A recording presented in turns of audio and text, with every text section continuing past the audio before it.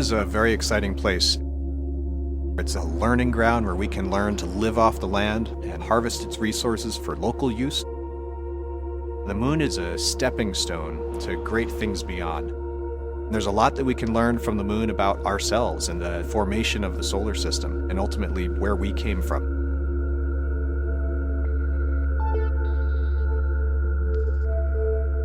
Astrobotic is a lunar logistics company. We take packages from around the world, we bolt them up on our lander and fly them to the moon. There's only been 3 nations that have ever landed on the moon: the US, the Soviets, and just recently China. And what we would like to do is make it possible for every nation to land on the moon. We certainly have a long list of people that say there's no way that that's possible. And what I can say to them is that it is possible, and it's happening now.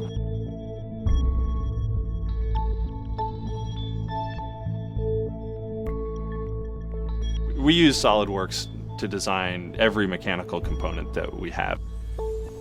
It took several years to do the first designs for Apollo, 20 or 30 missions to the moon before we really touched down safely. We're trying to do that in essentially one shot. We're using simulation resources and the rapid prototyping resources that are available. In order to get to the moon, we launch into space, and that launch is a very, very harsh environment. It's 9 Gs, acoustic loads, huge shocks and vibes. Once we get into space, you have to deal with vacuum, you have to deal with the thermal environment. Your heat builds up in a component, and you need to spread that out. SolidWorks is one of the main tools that we use that allows us to take a design, send it out to a 3D printer, figure out that there's a flaw in the design, and then rebuild it very quickly.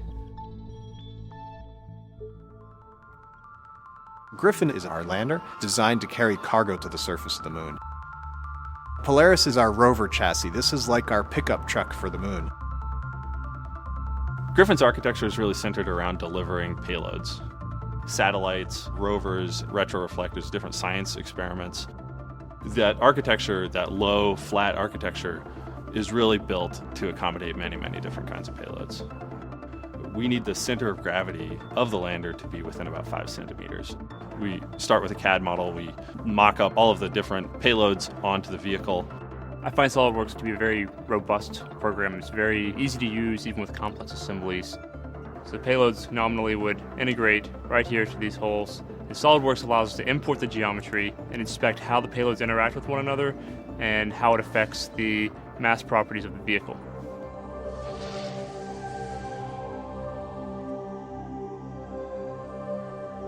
Polaris is designed to operate at the poles of the moon. The poles are really interesting. It's believed that there's actually quite a bit of water in the soil, but there are unique challenges in operating at the poles.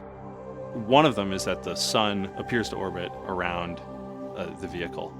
So we've built the solar panels to be able to collect energy in all directions and allow the vehicle to operate in any orientation.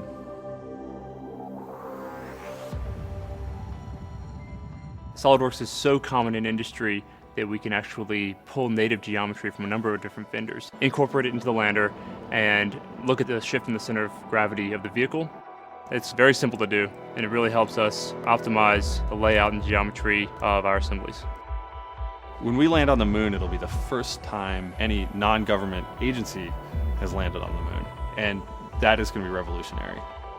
This is just the very beginning. Decades from now, flights to the moon will be routine, and then we go beyond the moon. We can then go to Mars and deeper destinations. We'll learn to live off the land and harvest those resources.